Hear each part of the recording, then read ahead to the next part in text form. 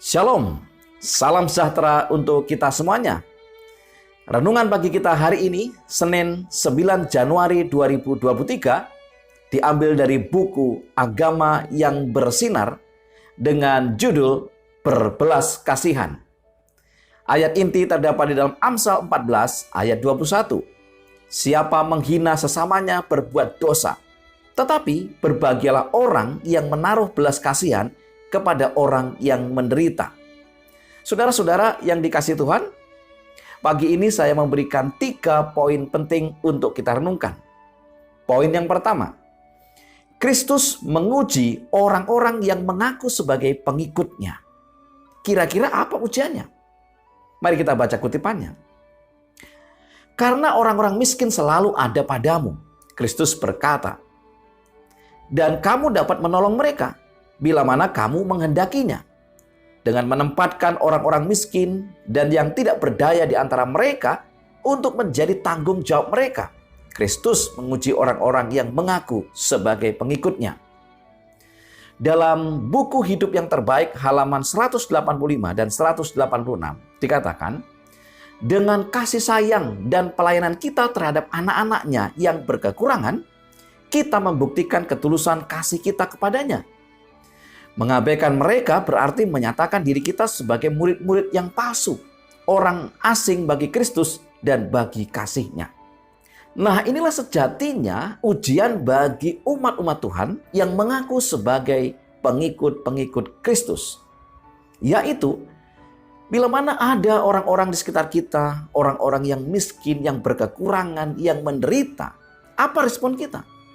Murid yang sejati adalah murid yang akan membuktikan kasih-Nya, yang akan menolong mereka, yang akan membantu mereka, yang akan memberikan kepada mereka bantuan sehingga mereka yang kekurangan ini akan mendapatkan sukacita.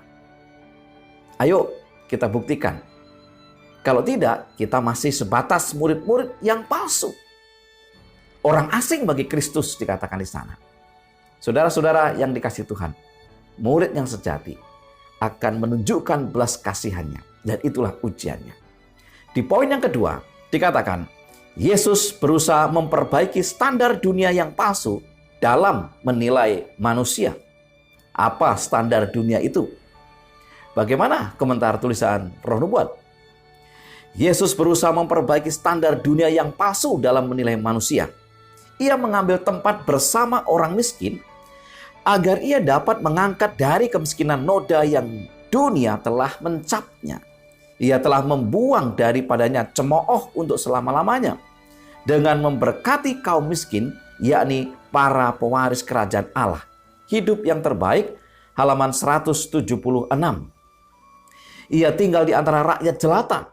Ia menganggap tidak ada garis pemisah antar golongan masyarakat. Ia tidak mempedulikan garis keturunan ningrat, kekayaan, bakat, pengetahuan, atau derajat. Ia makan bersama pemungut cukai dan orang-orang berdosa, bergaul dengan rakyat jelata, bukan supaya menjadi rendah dan duniawi bersama mereka. Tetapi dengan ajaran dan keteladanan hidup, ia mengajarkan prinsip-prinsip yang benar kepada mereka dan mengangkat mereka dari keduniawian dan kemerosotan. Hidup yang Terbaik, halaman 175, 176. Inilah yang dimaksudkan oleh Yesus bahwa Yesus memperbaiki standar dunia yang palsu. Kenapa? Karena dunia selalu membeda-bedakan. Yang kaya, yang miskin, yang status sosialnya tinggi. Akan ada perbedaan, tetapi Yesus tidak. Oleh sebab itu Yesus bergaul dengan siapa saja. Bahkan bergaul dengan orang yang berpikir ia orang berdosa, pemungut cukai, dan banyak hal. Karena Yesus mau menunjukkan kepada kita, inilah contoh yang terbaik. Kita tidak boleh memandang bulu. Kita tidak boleh membeda-bedakan akan kasta daripada manusia. Semua manusia adalah ahli waris bagi kerajaan Allah. Poin yang ketiga, membuka pintumu terhadap orang-orang yang berkekurangan dan menderita berarti menyambut malaikat-malaikat yang tidak kelihatan. Bila engkau membuka pintumu terhadap orang-orang yang berkekurangan dan menderita, engkau sedang menyambut malaikat-malaikat yang tidak kelihatan. Engkau mengundang persahabatan dengan makhluk-makhluk sorga. Mereka membawa suatu suasana kegembiraan dan damai yang suci. Mereka datang dengan puji-pujian pada bibir mereka, dan suatu lagu sambutan terdengar di sorga. Setiap perbuatan kemurahan menjelma menjadi musik di sana. Bapa dari tahtanya menghitung para pekerja yang tidak mementingkan diri di antara hartanya yang paling berharga. Alfa dan Omega, jilid 6, halaman 277. Saudara-saudara yang dikasihi Tuhan, mari kita menyambut siapa saja yang datang ke tempat kita, yang datang kepada kita, yang memerlukan bantuan. Kita harus bantu.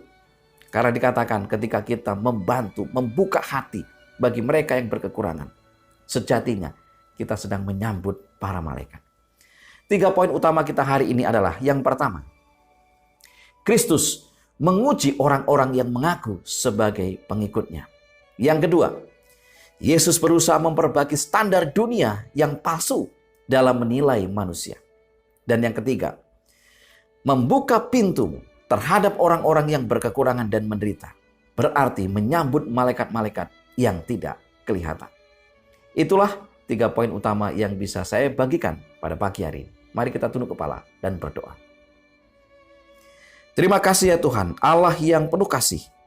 Biarlah hikmat surgawi menjadi bagian kami. Roh Kudus menuntun kami, sehingga kami dimampukan untuk mengasihi sesama kami dengan tidak membeda-bedakan. Menolong mereka yang berkekurangan. Ampunilah pelanggaran dosa kami. Mohon berkat untuk seluruh kami yang ada dimanapun mereka berada. Dalam nama Yesus kami berdoa.